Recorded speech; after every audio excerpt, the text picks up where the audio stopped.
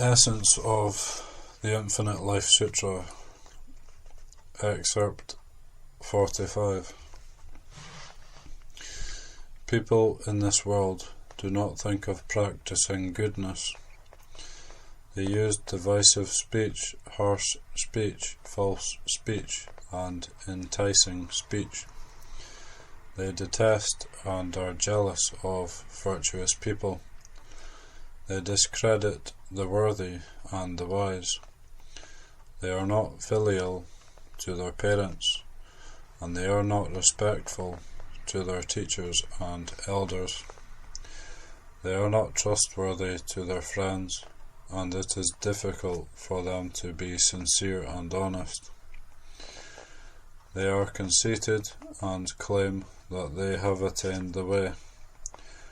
They are wild and bully others. They encroach on the rights of others. They want others to fear and respect them, while they themselves feel neither fear nor shame. These people are stubborn and hard to transform. They constantly harbour arrogance and haughtiness. They rely on the protection of the good fortune from past lifetimes. They commit evil deeds in this lifetime and use up their good fortune. At the end of their lives, all their evil deeds will come back to overwhelm them. This excerpt talks about the evils of false speech. False speech is dishonesty. If one is not honest, one will absolutely not succeed in one's cultivation. Why? Because cultivation requires a sincere mind. When one is not sincere in one's word, one's mind is false. How can one with a false mind succeed in cultivation? Even in this world, a person who is not trustworthy cannot have a place in society. One can deceive others for a short time, but not forever. Divisive speech is the sowing of discord. Harsh speech is speaking harshly and hurting others.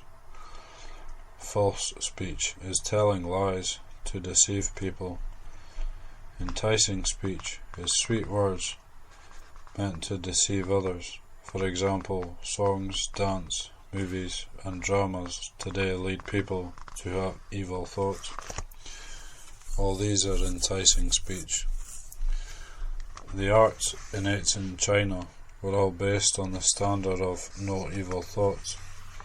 For example, plays and novels taught people to understand the law of cause and effect. Good deeds will bring about good retributions. Bad deeds will bring about bad retributions.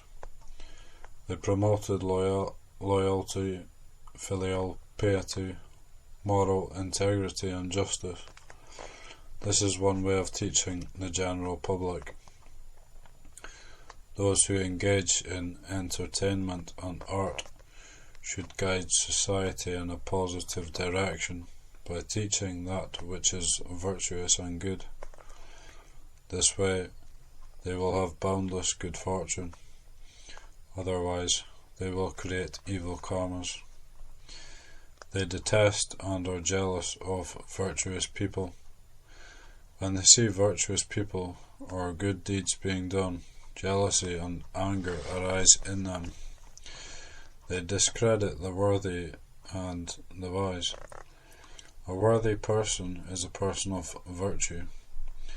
A person of virtue and wisdom can influence the people in an area, improve the social customs, and set a good example for the local people.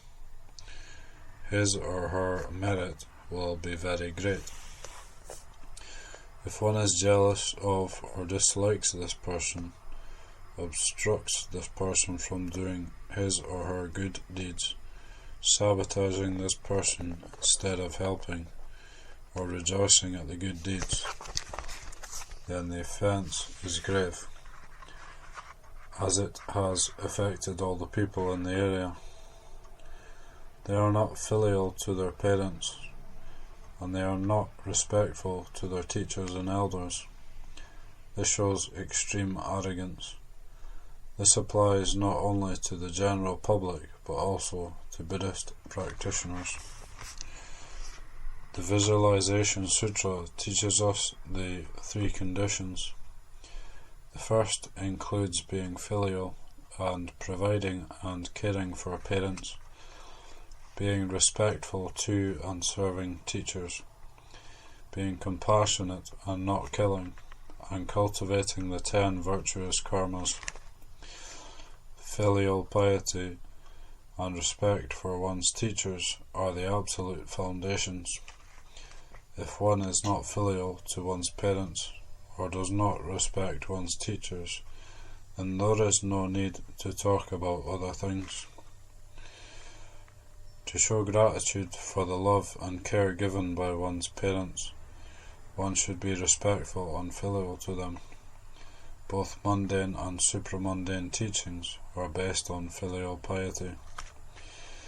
Buddhism, a teaching where the teacher as well as the teachings are highly revered, is founded on filial piety. If the public ignores filial piety, then there is no foundation for Buddhism. Like building a house, if there is no foundation, how can the house stand firm? They are not trustworthy to their friends, and it is difficult for them to be sincere and honest. Due to the guidance of our teachers, we have wisdom and skills. This is a great kindness to us. If one thinks nothing of the kindness of one's parents and teachers, how can one be a friend? In present society, it is indeed as described here. The relationships between people and between countries are based entirely on gains or losses, not on moral obligations and justice. They are conceited. Because they are arrogant, they look down on their parents and teachers, thinking that their parents and teachers cannot compare with them, and they are not as capable as they. Therefore, they are arrogant to their elders. They claim that they have attained the way. If one claims that one has attained the way, but has not done so, it is a great lie. This lie deceives people and damages Buddhism, and the retribution is falling into the Avicii hell. They are wild and bully others. They encroach on the rights of others. This is tyrannizing others. They want others to fear and respect them, while they themselves feel neither fear nor shame. Shame, being pricked by one's conscience and caring about public opinion, is a good mental quality. Feeling neither fear nor shame means that one has no conscience and does not care about criticism from the public, ignoring it completely. This is why one dares to act unlawfully. One is full of oneself. These people are stubborn and hard to transform. It is hard to change and reform these people. They constantly harbour arrogance and haughtiness. They are proud and arrogant. They rely on the protection of the good fortune from past lives. Why does a bad person who rides roughshod over others enjoy high status, wealth, and power in society, while not suffering any punishment? Because the good fortune he or she cultivated in past lifetimes is abundant. The conditions for the evil deeds done in this lifetime have not yet matured, so the retributions have not materialized. It is stated in the sutras, if you want to know the causes planted in past lifetimes, look at what you are experiencing in this lifetime. If you want to know your karmic effects in future lifetimes, Look at what you are doing in this lifetime. What we do in this lifetime will bring about retributions in future lifetimes. A good cause will bring about a good retribution. A bad cause will bring about bad retribution. If a retribution has not happened, it is because the time has not yet come. They commit evil deeds in this lifetime and use up their good fortune. One cultivated great good fortune in past lifetimes and could have enjoyed it for 100 years, but because one commits evil deeds, one's good fortune is used up in 50 years. This is the diminishing of good fortune.